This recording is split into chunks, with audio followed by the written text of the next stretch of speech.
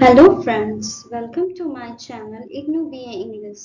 आज हम लोग BSD 101 के चैप्टर 26 हिंदी नाटक स्वरूप और विकास को पढ़ेंगे। तो कृपया करके मेरे चैनल पर बने रहे ताकि आप लोग जो लास्ट में इम्पोर्टेंट क्वेश्चन है वो डिस्कस कर पाए। ओके, हिंदी नाटक।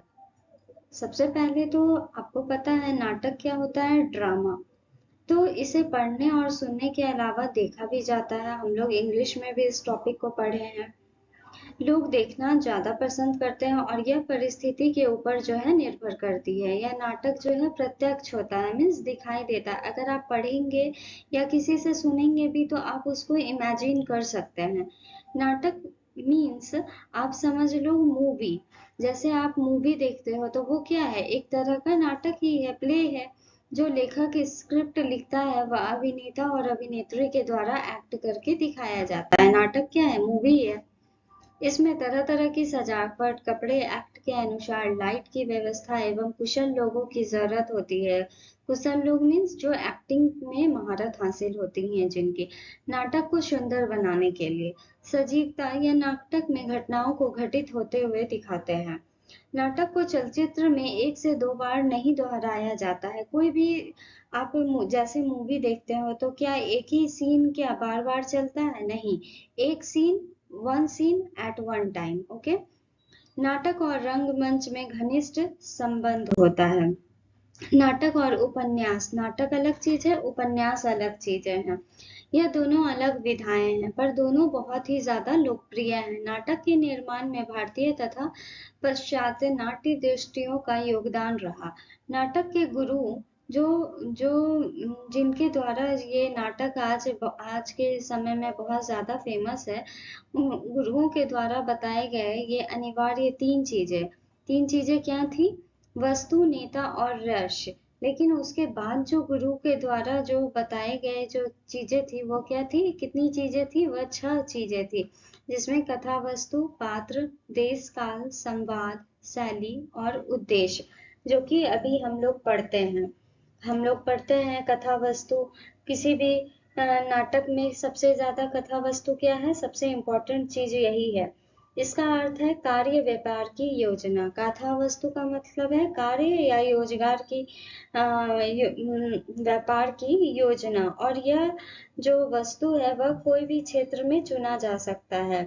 इसमें कार्य व्यापार दो तरह से आगे बढ़ता है, एक दृश्य घटनाओं के माध्यम से तथा सूच्य घटनाओं के माध्यम से। और कथानक जो होते हैं वह दो प्रकार के होते हैं, आधिकारिक और प्रासंगिक। ओके। पात्र, पात्र मतलब क्या हुआ? कैरेक्टर्स। पात्र क्या है? कैरेक्टर सबसे इम्पोर्टेंट चीज है कोई भी प्ले में, नाटक में। तो पात्र नाटक का एक महत्वपूर्ण तत्व है।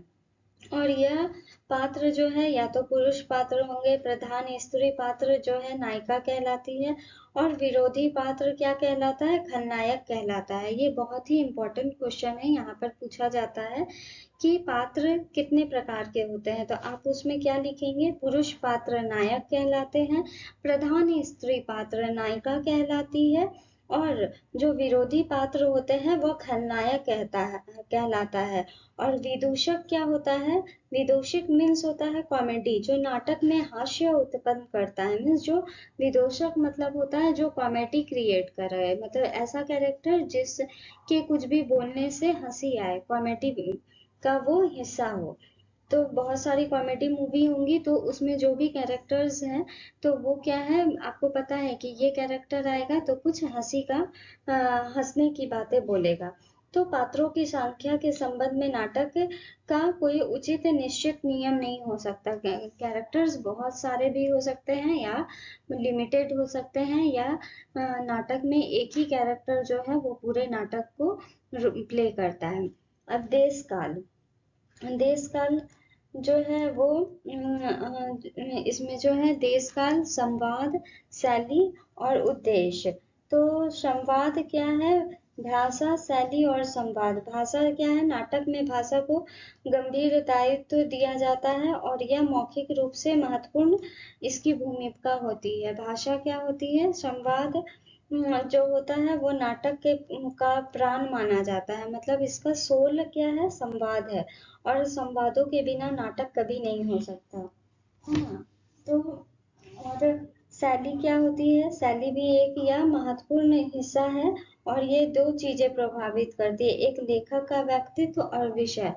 शैली जो है राइटर का जो क्या थिंकिंग है, क्या सोच है, वो हमें दिखाती है, उसकी सोचने की क्षमता कितनी है।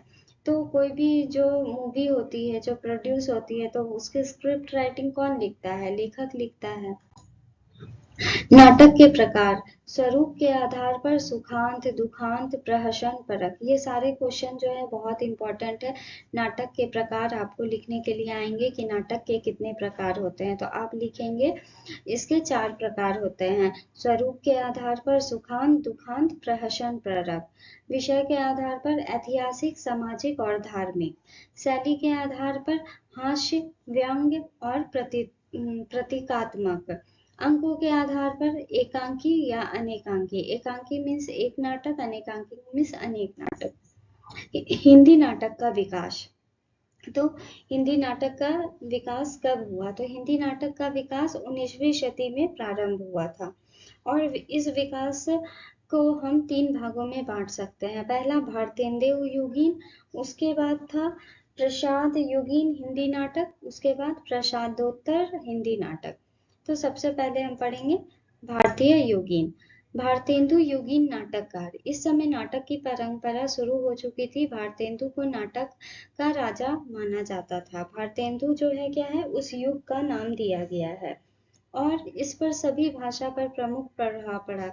और भी अदर जो लैंग्वेज थी, संस्कृत, हिंदी, इंग्लिश, मराठी, बंगला, और जो भी ब्रिटिश लैंग्वेज थी, इन सब लैंग्वेजों पे भी जो है बहुत ज़्यादा इम्प्रेशन आया नाटक के तरफ। उनका भी बहुत ज़्यादा झुकाव हुआ, क्योंकि जैसे जो भी नाटक होती थी, तो उस नाटक को जो है अलग लैंग्वेज में ट्रांसलेट किया जाता था। भारतेंदु द्वारा प्रमुख नाटक है चंद्रावली, भारत दूरदशा, नील देवी, सती प्रताप, अंधेर नगरी, मुद्र राक्षस, और पंडित बालकृष्ण भट्ट ने वेणी संहार, दमयंती स्वयंवर और बृहन्ना की रचना की थी।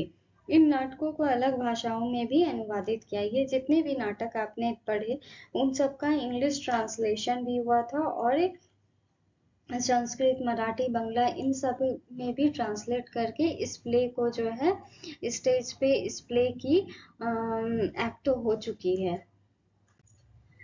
प्रसाद युगीन नाटक, द्विवेदी जी के युग में नाटक का विकास थोड़ा धीमा रहा था।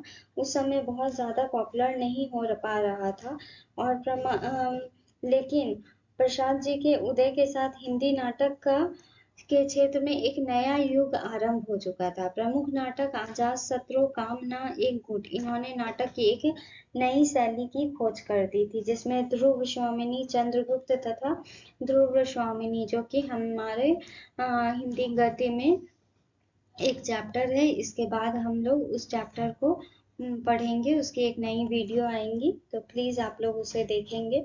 प्रसाद जी जो थे वो स्वच्छंदवादी दृष्टि के नाटककार थे। वो जो था, जो भी चीज रियलिस्टिक थी, वो उनपे जो है वो उस नाटक को लिखते थे और उसको एक्ट ये करते थे।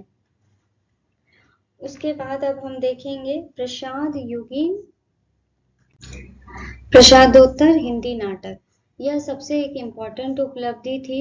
एकांकी लेखन में शुरुआत हुई थी, और उसमें जो भी शुरुआत करने के जो भी सहायक थे, वो थे उपेंद्र नाथ अस्क, जगदीश चंद्र माथुर, विष्णु प्रभाकर, उदय शंकर भट्ट, डॉक्टर अंक कुमार वर्मा का मुख्य योगदान है इस लेखन में।